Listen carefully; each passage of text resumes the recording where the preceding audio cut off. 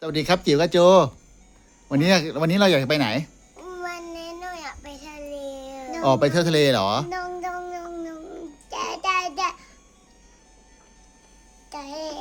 อ๋อน้องอยากไปเที่ยวทะเลเดี๋ยวพ่อพาไปนะไปทะเลที่ไหนดีใกล้ๆดีกว่าไหมไปบางแสนไหมแต่เราไม่ไปชายหาดบางแสนนะเราจะไปร้านอาหารที่มีริมทะเลแทนโอเคป่ะจะได้ไม่วุ่นวายโอเคเนาะที่เหมือนใครเหมือนเราไปครั้งก่อนไงที่มีโต๊ะอาหารแล้วก็มีชายทะเลให้เล่นน่ะไปไหมไป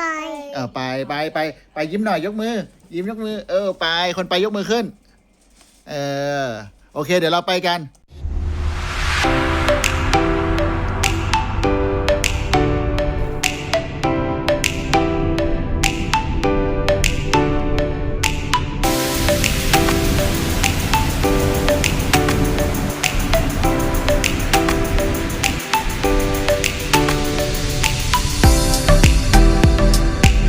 ลูกเ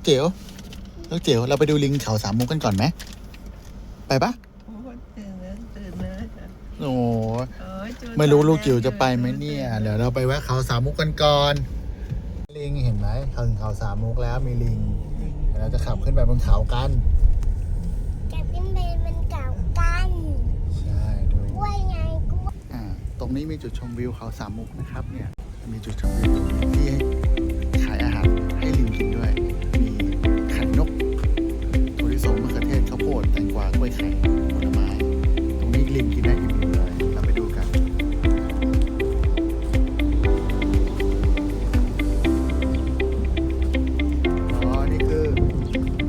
นี่คือจุดชมวิวเขาสามมุกน้ำทะเลไหนน้ำทะเลครับเห็นน้ำทะเลไหมตั้งนู้นนะทางทะเลสวยไหมไปเดินจูงมือพ่อไปเร็วไปมีอะไรบ้างเนี่ยโอ้มีนกพิราบโอ้ไปไม่ต้องกลัวเดินไปได้ไหนตรงนี้มีอะไรอ่ะรีวิว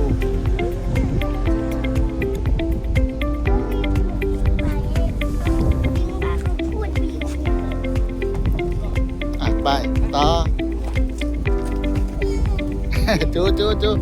จูกว่าลูกโอ้ไม่กลัวดิไหนลิงนะไหนลิงเห็นลิงปะเห็นมีลิงเลย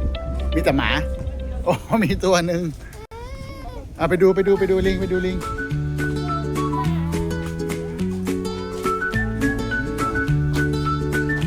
ต้องกลัวหมามีนายแบบด้วยตัวนึงเนี่ยนายแบบดูสิดูนายแบบ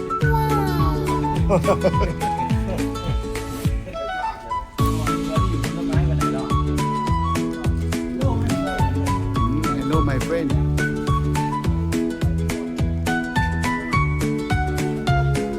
โอ้นู่นเลยมา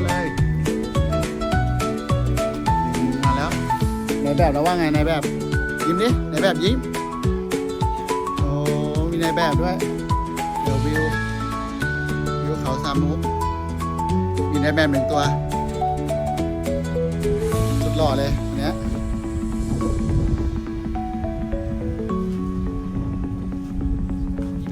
มียามหนึ่งตัวด้วยยามตัวนี้โอ้โหยามขาว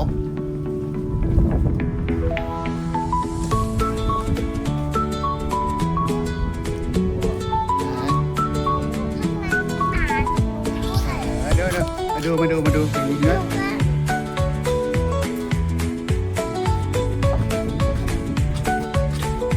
ตัวนี้ยอดเขานะ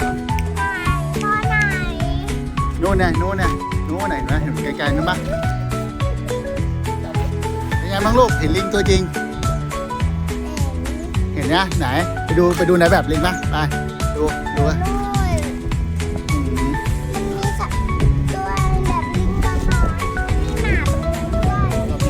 เนาะไปไงจูเห็นหรือยังอยู่กับน้ำทะเลแล้วอยากเป็นน้ำทะเลแล้วอุ้ยพ่อดูน้องบินกับน้อง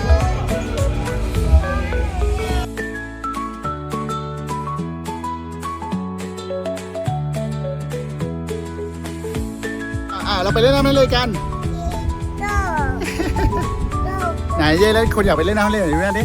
เย่ let's go โอ้ไปไปกัน ไปเลยมีลูกลิงด้วยเห็นไหมว้าวดูโอ้ลิงดุด้วยนะโอ้ดูตัวนู้นโอ้โหโอ้เป็นเจ้าที่เลยไปไปไป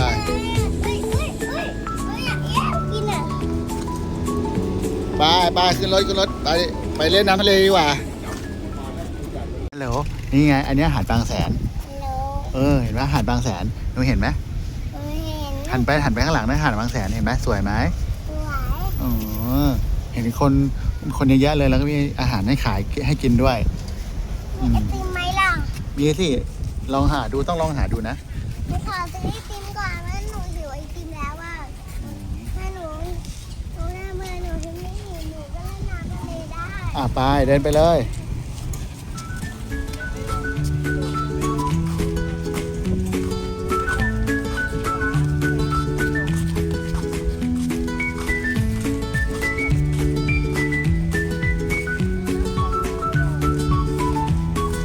ลูกจิ๋วเห็นอะไรบ้างลูกจิ๋วเห็นอะไรบ้างเห็นชายหาดบ้าง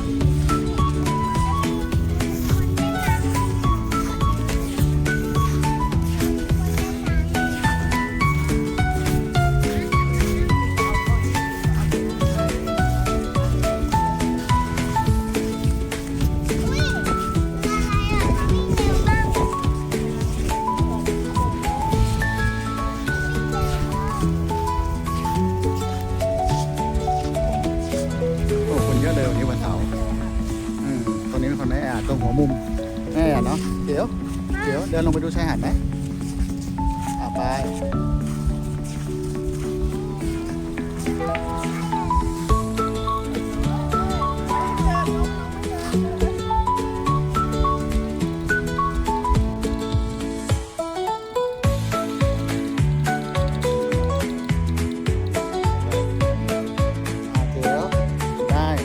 ถ่ายรูปนิดนึงเดี๋ยวถ่ายรูปนิดนึง1 2โอ้โหสวยเลยจูถ่ายจิ๋วหน่อยจู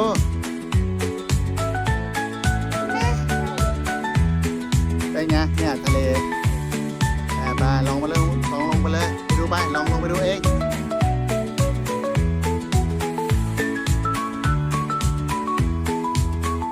จิ๋วทราย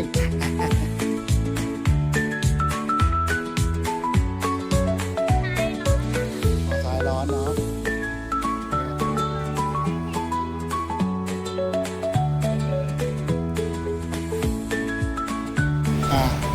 ลองเล่นเลยลูกเจี๋วเล่นเลยลูกเจี๋ว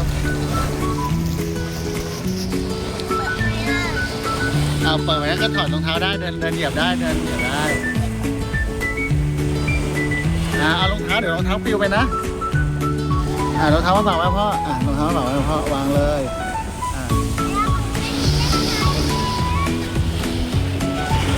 เดี๋ยวเราเดินเล่นหาดกันเฉยๆลูกเดี๋ยวเราไปเล่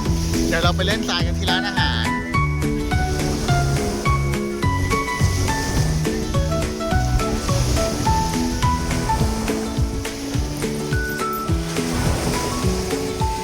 จิ๋วไม่ได้หน่อยจิ๋วนี่หน่อยเป็นไงบ้างลูกเห็นน้ำทะเลแล้วชอบใจยังโอเคยังภูมิใจยังดูน้ำทะเลลงมาเลยลงมานี่ลองจับไม่ต้องกลัวแม่พาไปหน่อยจูบกับน้ำทะเลเหรอ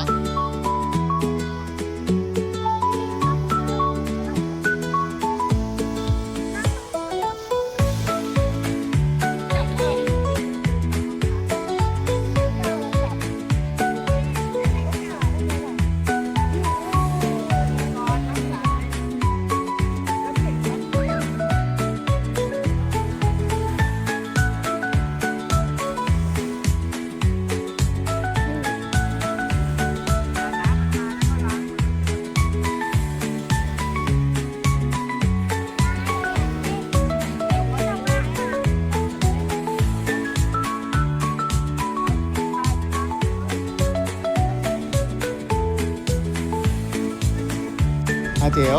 เรามาถึงที่จะเล่นแล้ว ร้านซีฟู้ดขับ บางแสน ไป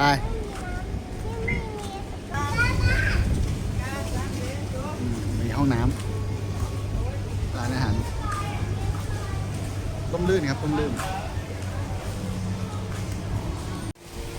บรรยากาศครับตอนนี้พนักงานกำลังเก็บขยะอยู่เนาะชายหาดถ้าไม่สวยก็ไม่อยากมาเล่นเท่าไหร่ก็ต้องเก็บขยะกันไป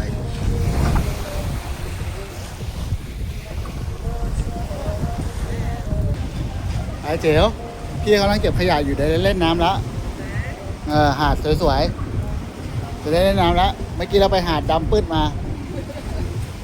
โอเคปะโอเคปะที่ร้านมีที่พักด้วยนะครับน่ะแอตแลนติสแล้วก็สนามเด็กเล่นไปดูกันดีกว่าอ๋อลูกจิ๋วลูกจิ๋วทำไรอ่ะกระโดดอะไรอันนี้เขาเรียกว่าอะไรลูกเหรอหนุกไหม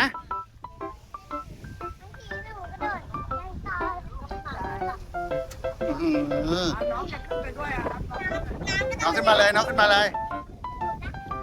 กระโดดยังไงกระโดดยังไงกระโดดน้องด้วยหน่อยโอ้น้องจูไม่กล้ามาเลยติดเกาะยายนั่นเลย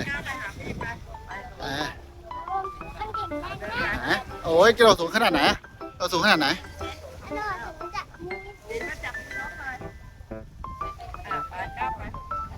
วายไม่กล้าน้องจูไม่กล้าเดี๋ยวเราไปดูน้องจูบ้างดีกว่าน้องจูเล่นอะไรคะวันนี้นู่นไปเล่นสไลเดอร์แบบน้องจูไหนน้องจูไปเล่นสไลเดอร์เหรอขึ้นไปเลยขึ้นไปเลย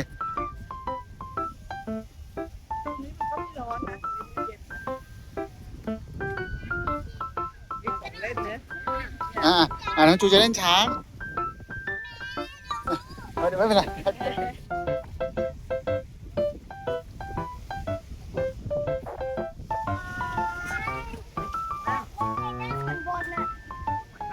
เขานั่งตรงนี้เราเขานั่งนี้ทำไมไหนน้องจิ๋วจะเล่นอะไรต่อสไลเดอร์มันหักอ่ะใช่มันหักแล้วไปเล่นนี้ไหมขึ้นสไลเดอร์นี้ไหมไปเลยโอ้ขึ้นไปเลย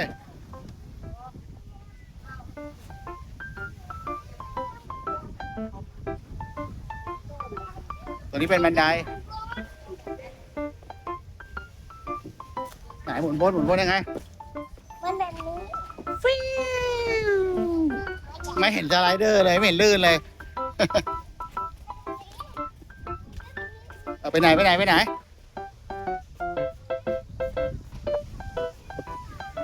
สไลเดอร์นี้เปล่าไหนสไลเดอร์นี้พ่อดูดิเดี๋ยวเราวิ่งขึ้นไป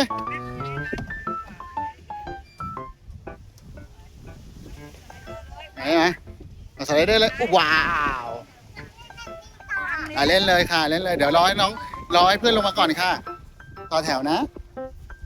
โอ้มีนู่นมีม้าหมุนด้วยมีปลาละวันหมุนเล่นแบบนี้อันไหนขึ้นสิขึ้นเลยมาเดี๋ยวพ่อขึ้นฝั่งตรงข้าม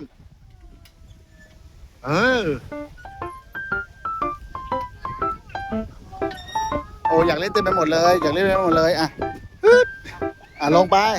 ขึ้นไปเร็วโอ้มาแล้ว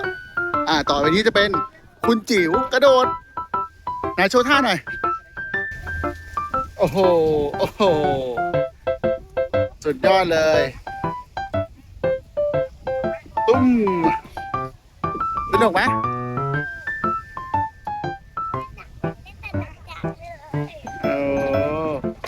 อันนี้เขาเรียกว่าอะไรนะแทมเบอรีนเหรอรู้เปล่าว่าตอนนี้เดี๋ยวพ่อก็ไม่เคยเล่นหรอกไอ้ตัวเนี้ย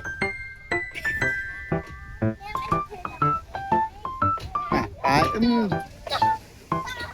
4 5หวายไหนกระโดด5 ทีดิ1 2 3 4 5 ว้า ไปดูพี่จิ๋วบ้างพี่จิ๋วว้าไม่ใช่พี่จู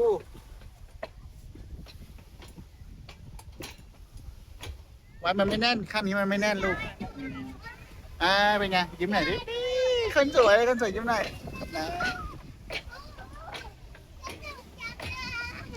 คนนี้ยังกระโดดอยู่เลย 1 2 ลงมาเลย ดี วิ่งต่อ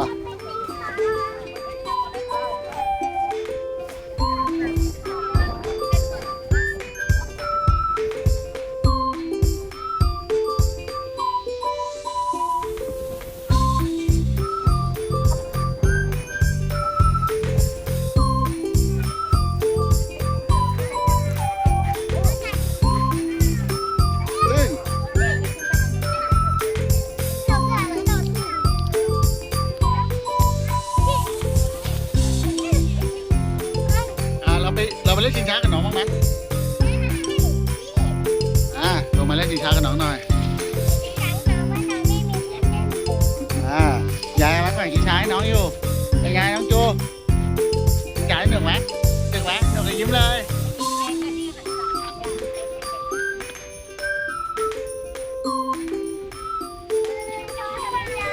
กระโดดขึ้นไปฮึบกระโดดพยายามฮึด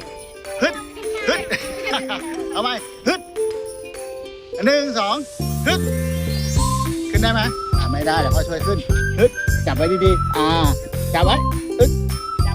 จับข้างหนึ่งสิจับข้างหนึ่งสิ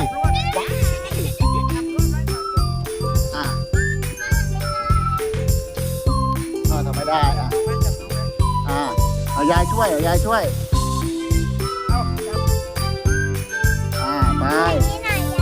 แกว่ง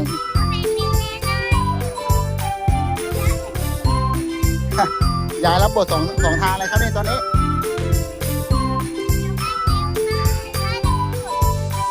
สนุกว้าวเดี๋ยวสนุกว้าวลงมา2 3เดินเลยปลายไทเดอร์สีเขียว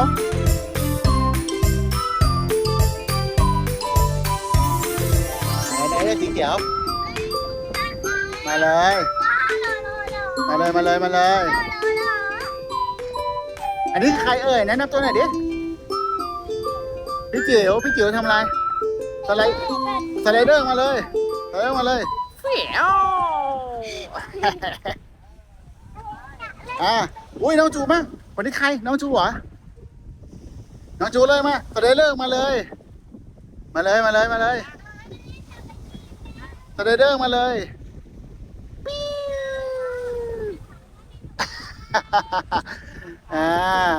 มันลื่นมันหนืดนะ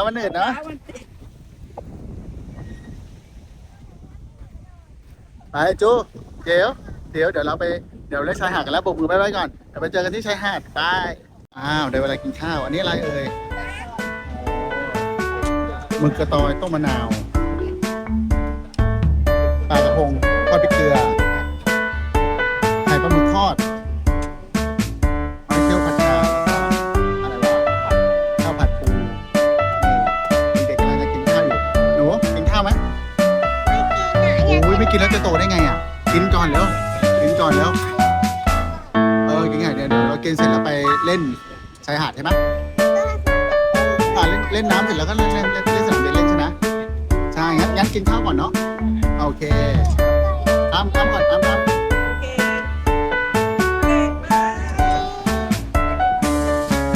อ้โหคนนี้กินข้าวเองเลย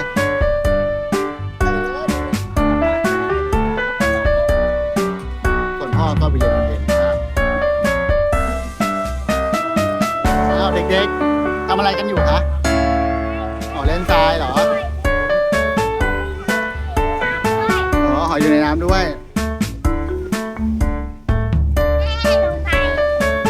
ตอนนั้นทำอะไรโอ้ยแม่ตักน้ำให้เหรอโอ้ตอนนี้หนูยังเด็กอยู่เนาะถ้าลงน้ำอันตรายใช่ไหมลูกเดี๋ยวหนูเล่นทรายบนพื้นเนาะเดี๋ยวแม่ตักน้ำมาให้ค่ะอันนี้อะไรเนี่ยปลาดาวเหรอปลาดาวแหวะปิ้วแหวะ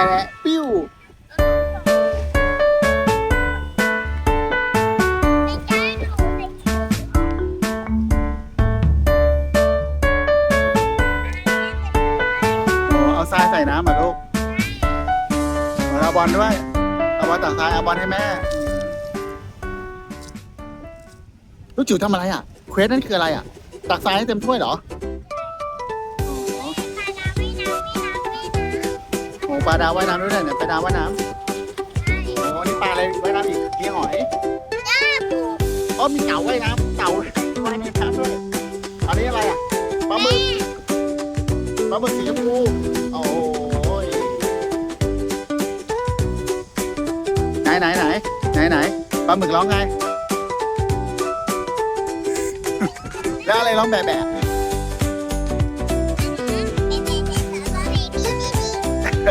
มาดามร้องแบะเหรอ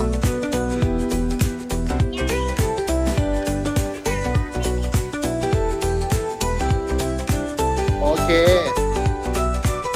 วันนี้เราก็มาได้เล่นตรงหาดทรายเนาะเดี๋ยวพ่อจะปล่อยให้หนูเล่นทรายกับแม่เนาะกับน้องนะครับ จูกับจิ๋วเนาะอ่ะได้เอาแม่ช่วยหน่อยแม่เอาเปิดตาน้ำช่วยปลาดาวหน่อยครับ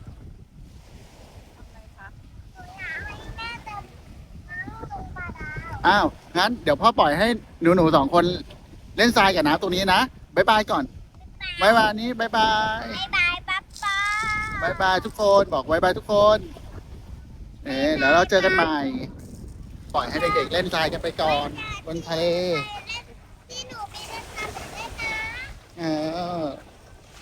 โจเจ๋วบ๊ายบาย